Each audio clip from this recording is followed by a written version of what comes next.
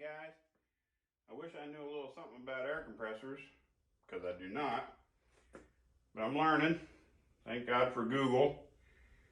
Basically, this is my hodgepodge of an air compressor that we put together, God, 5-7 years ago or something. I started out with just this Craftsman that had one of them really loud, annoying, like pancake style buzzing compressors on it. Of course, it over almost 8-year period just died. So then a friend of mine sold me the top portion of his Speedaire belt driven compressor, but it needed a new electric motor. So I just went and bought this 1.5 horsepower, wired it for 110, 120, whatever you want to call it, to get this thing running. And it's worked perfect. I mean, I've had no complaints with it until recently, like in the last month. For some reason, it got to where it would build up tank pressure to about 80 pounds. Generally, it would get to about 80 pounds, and then the compressor would I don't want to say it would lock up, but it would lose the battle against tank pressure and just stop turning. The belt was not slipping, the motor was not tripping the, reset. It just literally would just go, and it couldn't build any more pressure. So when I researched it online, it said it could be my one-way check valve on the tank, because when the compressor tries to build against the pressure in your tank, that one-way check valve allows it to keep building pressure, restart, etc., etc. So I had pulled the one-way check valve out, completely cleaned it with is it called CRL? Anyway, CLR, I think it was. But anyway, I completely cleaned this thing out. Everything is loose and operating in it. Nothing's stuck. You could, and I did, and reinstall it. It could build up pressure to 80 pounds. It just quits trying. But then you could unhook the lines from the compressor and the control box, and no air leaked out of it. So I was like, okay, the valve has to be working. Let's just assume that's working. So I put it all back together, tried it, still wasn't working. Did a bunch of research on the internet trying to find out, something about air compressors, because apparently this is, some kind of voodoo wizardry. Found out, well, first I was going by the identification tag on this base that we just welded to my old tank. It's called a Melben, M-E-L-B-E-N products, because I had totally forgot that this was a Speedaire brand air compressor setup. So then at first, I was just SOL, because Melben doesn't sell anything anymore. They're just like a defunct, they're not around anymore. So then I got to doing a bunch of research, and I found out once I put in Speedaire, I can't get the case or anything like that anymore, but I can still get the valve plate. A lot of people call this the reed valve, but I can get a reed valve plate, head gasket, upper O-ring. I can get new rings for these pistons.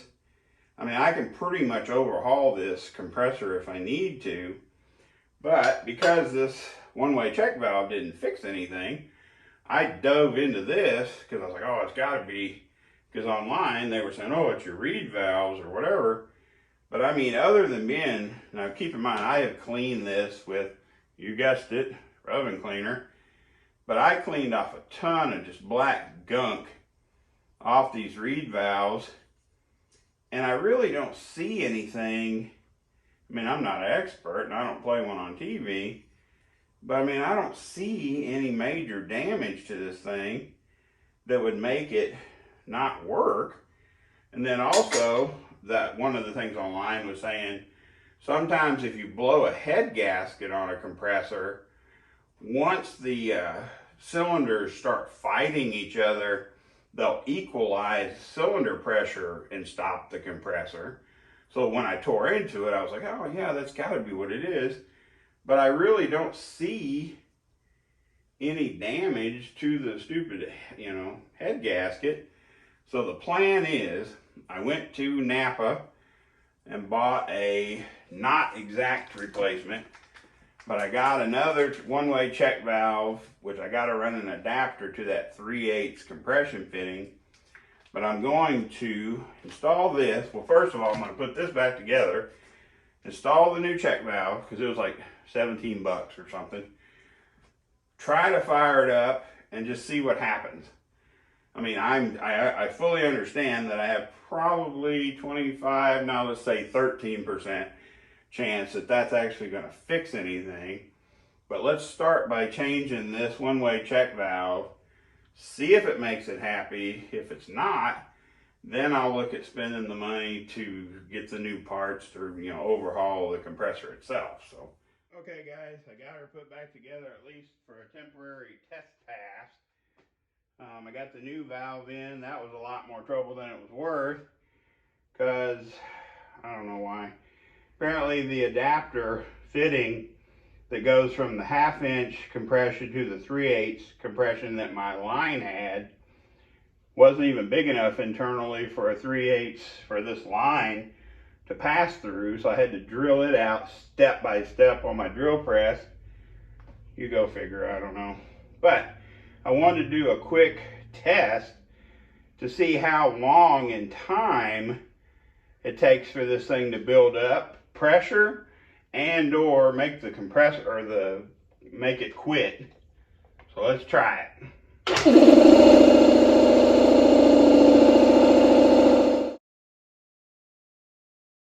Alright, here's where it loses the battle. We're almost to 80 pounds. We're about 70 to 74 pounds of pressure. Hear it? It'll eventually just lose the battle.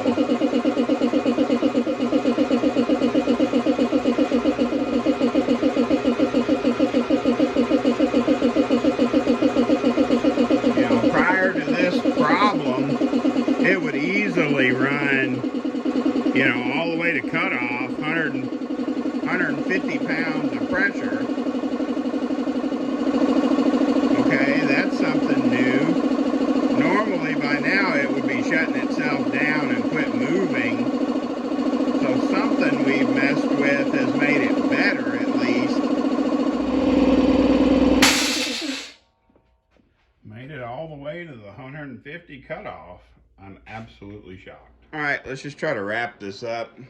Basically, my air compressor got to where it would not build over 80 pounds of tank pressure before the pressure in the tank was overcoming the compressor itself, would stop building pressure, would just stop turning the pump, determined it was not a faulty engine, was not a loose belt or anything of that nature. Long story short, I end up pulling the head and the valve plate off of the compressor. Cylinders look decent. Decided to just clean all the, for lack of a better term, it's got to be just like black goo or I don't know, like oil or something that builds up in this plate. Some people call it a reed plate, some people call it a valve plate, but there was a lot of just gunk in there, so I used oven cleaner. No surprise, I used Easy Off oven cleaner to completely clean every part of this valve plate, cleaned out the head.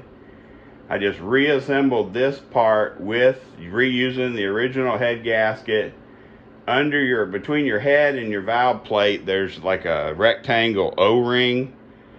It was still in decent shape, so I just kind of conditioned it with some petroleum jelly and reinstalled it.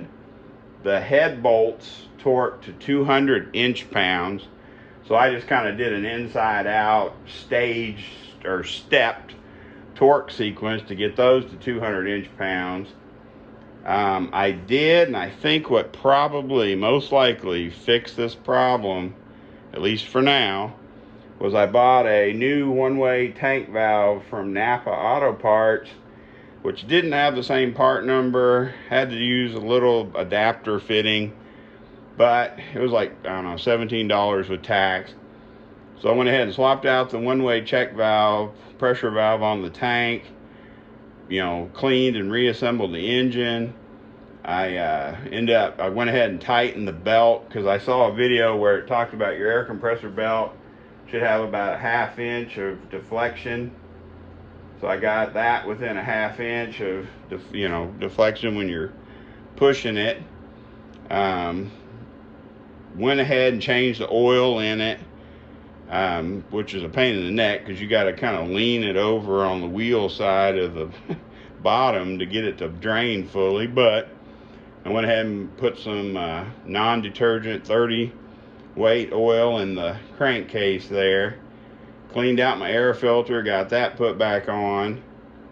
And I don't know, it runs all the way up, doesn't bog down now, and then it shuts off at the 150 pound tank pressure that the shutoff set at.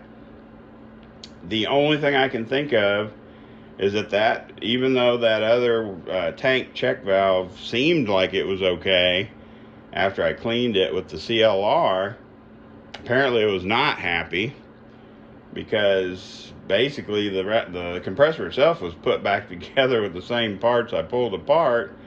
So that one new part had to have been what the problem is. But before, if you let it set, especially overnight, when you come out the next day, you'd have zero tank pressure. And this thing, because I was messing with it last night, it's still holding, because I let it get up to almost 120, it was 120. I went ahead and shut it off because I could go in the house, and it's still holding a little over 110, and it hasn't really dropped since then, so I don't know. So basically, tightened the belt, reassembled the motor, changed that check valve, and it seems to be working fine. I don't know.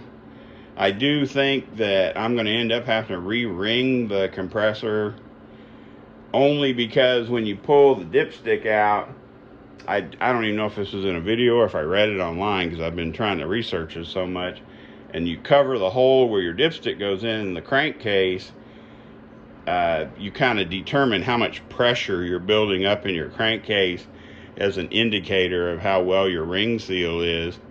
And even though my cylinder walls look perfect, I don't know, I'm not a compressor expert, but it does build up a little bit of crankcase pressure when you just hold your finger over the hole. So I mean, it's working for now.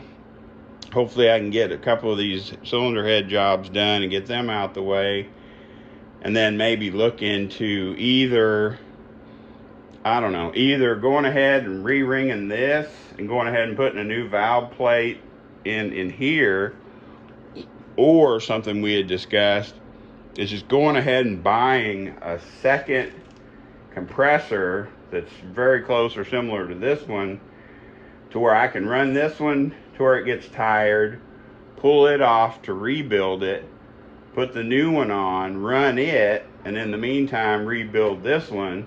So I've always got a spare ready to go compressor to bolt on here, so there's no downtime for the cylinder head porting. So when I'm porting, this thing will run and maintain, anywhere from 40 to 100 pounds of tank pressure while I'm constantly working for hours at a time.